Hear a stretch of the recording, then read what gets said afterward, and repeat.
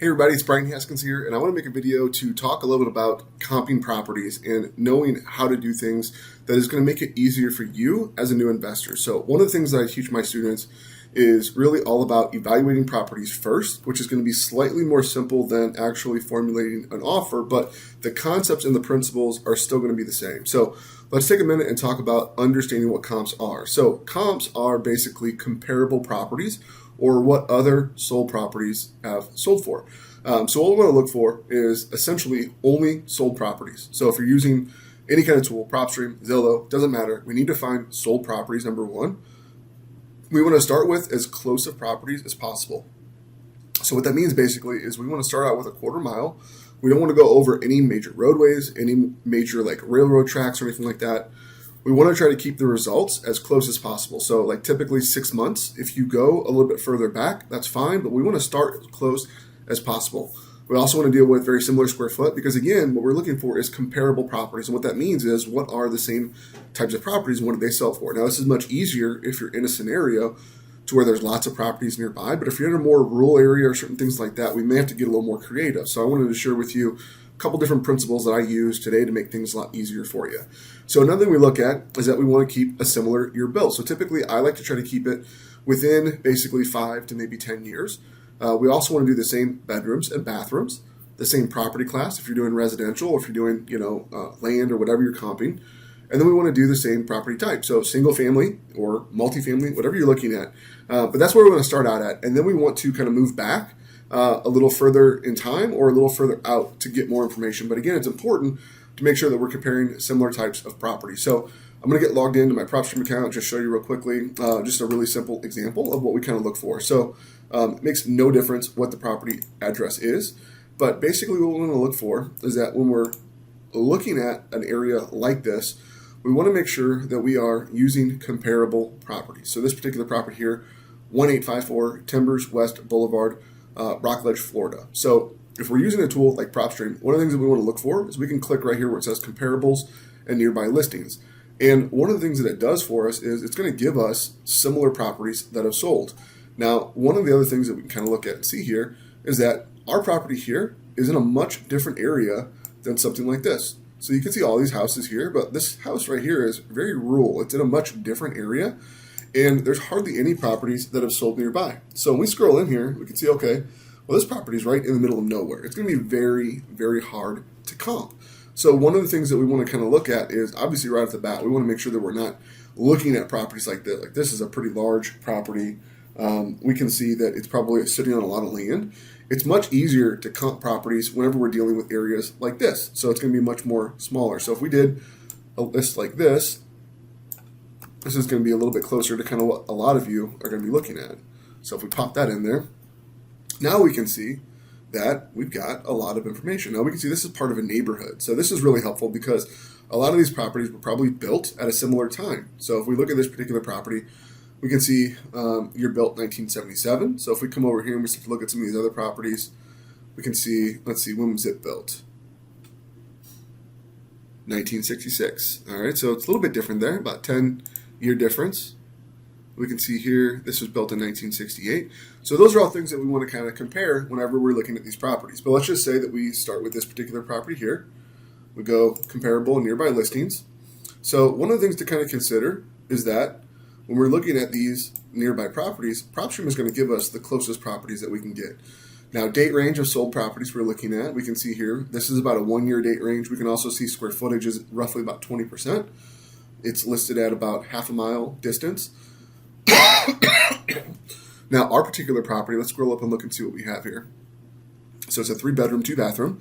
So we want to do 3-bedroom and then 2-bathroom. And we want to see ours is built between 1977. So if we do 1975 and we do like 1980, that should get us some information. We can also see here property class. We want to do residential. We can also see here single family. So what we're looking at now is that there's no sold properties during this time frame. So that makes it difficult for us because no other properties sold. Why didn't any other properties sell? Well, it could be that maybe there's just not a lot of sold properties in this area, or maybe we over-filtered some of this information. So it's one of those things that we want to kind of consider. Maybe we can leave the year built off, see what that does for us. So that gave us more property. So maybe there's some of these other ones that just were not built within the same year. So that's some of the things that we can look at whenever we're coming in here and taking a look at some of these properties. So the next thing before we go in here and dive in here, I want to share with you a little bit about what we call low comps and then what we call high comps. So when we're dealing with properties, there's going to be what's called as-is properties. So us as wholesalers, typically we sell as-is properties. Now, what we look at is that most people will look for already fixed up properties, see what those already fixed up properties sold for. That's what's called a high comp. And then what they'll do is if we're looking at an as-is property, but we're comparing it to already fixed up properties, the issue that we're going to run into is that when we're doing that, we're going to have to make a lot of calculations to get closer to that as-is property. But if we use low comps or other as-is properties that sold, our numbers are going to be a lot more accurate because we don't have to try to factor in repairs. We don't have to try to factor in a percentage of what our buyers are willing to pay.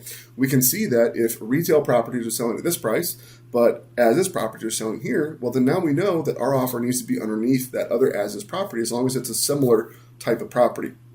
It's much, much, much easier to use low comps if we can use low comps versus using high comps if we don't have to, okay?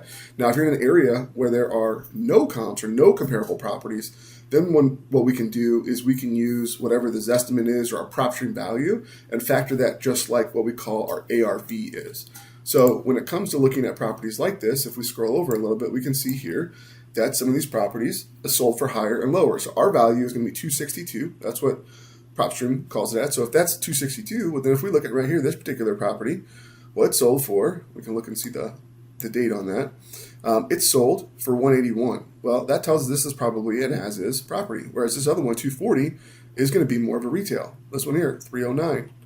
So when we start to look at this, we can start to compare some of this information, 166. So when we're dealing with these properties here, if we were to look at, and we got a really low one here for 25,000. So if we can see that two of our as-is properties, maybe this 181, and then this particular one right here at 166, if they sold and they're similar condition to our property, well, then we know that's about where we need to be for our offer because that's going to be where the as-is properties are selling for. Whereas the retail properties are going to be selling closer to that 262 number. So if we come here, we see 240, 309. So obviously 265. So those are going to be what we consider our kind of high comps and our low comps. Now, when it comes to essentially valuating properties, that's what we need to kind of look at. The next step is if we're using high comps, we have to then kind of see, okay, what are the repairs on the properties? What are our buyers willing to pay? And then we have to use that as a formula to be able to kind of say, okay, this is where we need to be at. But you're introducing a lot of potential struggles and numbers and guesses because if you're estimating repairs much higher than another buyer, you're going to potentially kill that deal. So it becomes much easier if we use something called low comps. And that's what I want to kind of stress in today's video. So that's basically what we look at whenever we're evaluating properties. We want to be able to do that very quickly because when we're using those low comps, it's much, much easier. There's a lot less moving parts and pieces than if we're trying to do high comps. All right. So I just, again, wanted to make that video for you to kind of give you an idea of how to very quickly evaluate properties using preferably low comps, or if you have to use high comps, that's another option for you as well.